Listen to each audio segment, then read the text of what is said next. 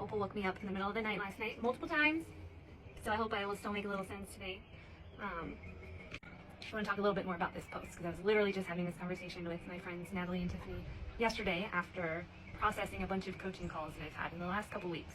So part of what I do for work is I work as a behavioral health coach for a healthcare company, and I take people through 8-week-long coaching programs for either anxiety or depression that are rooted in cognitive behavioral therapy, which is all about helping us understand how our thoughts, emotions, and behaviors are connected. And so I just want to talk a little bit about how stress works, because I think in our culture we are taught to push through stress, to override our body's signals that we are stressed out, that we need a break, and that something's not working, to the point where we get so desensitized from what our bodies need that we get really stuck in states of overwhelm, states of chronic stress. And after a while, once we hit our window of tolerance, which is where we cannot handle any more stress in our nervous system, what happens is we either start to get symptoms of depression where we're getting shut down and our body's just saying, I cannot handle anymore, or the stress becomes amplified and it becomes significantly worse in symptoms of anxiety and panic. So it does not actually work to just push through stress and ignore it. It doesn't work that way. It's going to catch up to you and it's going to get worse. People think that they can do that, and then they'll come into coaching sessions with me and they'll be at overwhelm, they'll be beyond capacity where they're breaking down and they don't understand why they feel so bad and they have no idea what to do about it.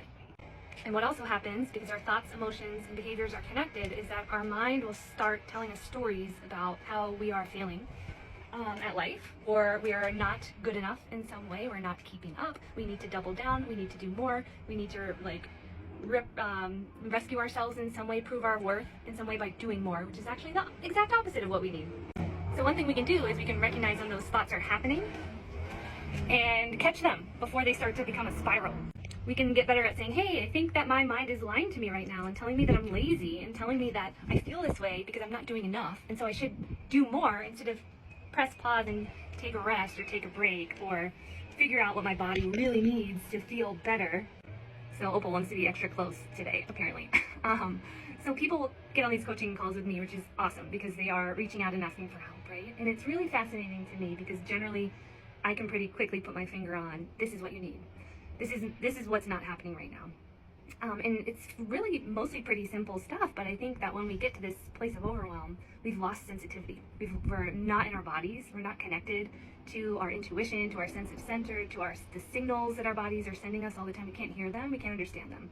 And so when we're overwhelmed, we truly don't know what we need. And so people come in and they're kind of like a little frantic because they feel terrible, but they don't know how to feel better. And so typically it's one of two things that I see very, very often. It's you are getting no time to yourself at all. Usually this is women who have kids and they feel like they have to do everything and that it's not okay for them to take a break. Sometimes they feel guilty, like I'm not doing enough, I'm not good enough, I'm failing as a mom, so I should double down and do more, right? And I'm like, no, you need to give yourself some time to yourself, get out of here, so that you can get a break, so you can decompress. Right? So tell me how we can make that happen. How much time? 15 minutes. Tell me how you're going to use that 15 minutes. How are you going to protect it? What are you going to do? What do you need? What does your body need during those 15 minutes, right? Or it's physical activity that is not happening, because stress is a physical response experience in our bodies and our nervous systems, and it needs to move out and move through in order for the stress response cycle to complete, in order for us to be able to naturally come back to baseline and find more of a sense of balance and calm and connection, and to be able to sleep and to be able to interact with people without getting overly reactive or frustrated, right? The stress has to move through our bodies. And if you're not moving, it's not, the stress isn't either. It's getting stuck, and it's going to build up, and it's going to get worse, and it's going to eventually lead to either bad anxiety or depression or inflammation, which is going to lead to chronic pain and illness eventually. And so you have to move your body, right? You don't have to go do a very vigorous, long workout. You can take a walk around the block. You can lie down on the ground and do some spinal twists. You can run in place for 1 to 2 minutes. You can do some walking lunges. You can shake your body or shake your hands. You could do some heel drops. You're just you're not jumping, you're lifting your heels and dropping them, lifting, dropping, right? Like for 2 minutes. These are all things that will really, really, really help the stress move out of your system so that you can naturally calm down. So the cognitive behavioral therapy framework is actually so helpful because it teaches us to notice what's happening in our bodies, what's happening in our minds, and also what's happening in our emotions. So you don't necessarily have to catch all three, but if you catch any of those things and you stop and pause and take a moment and take a break or a moment before you respond or react in your habituated way, you can do something else, and you can do something that's going to help you. And so that's what we need, all of us. We need to get better at being like, oh, there's a signal of stress in my body right now. There is something I can do about this right now in this moment, rather than push through it, rather than get down on myself and tell myself, oh, like, I don't deserve a rest, or I'm not good enough, or I need to do more, which just exacerbates the stress, which becomes overwhelm, which can become depression, which can become like you're completely debilitated and you're useless. I mean, if you have kids and you're telling yourself, I need to do more, no, you need to take a break so you can actually resource yourself and show up in a way that's really like going to be helpful for your kids. And so also you're modeling to them, hey, we don't push through stress.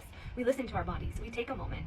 Rest is good. Rest is necessary. You're not just like programming your kids with this same bullshit. Like, you really need to learn how to stop. Like, all of us, we need to learn how to listen to our bodies. We need to learn how to stop before we get to overwhelm.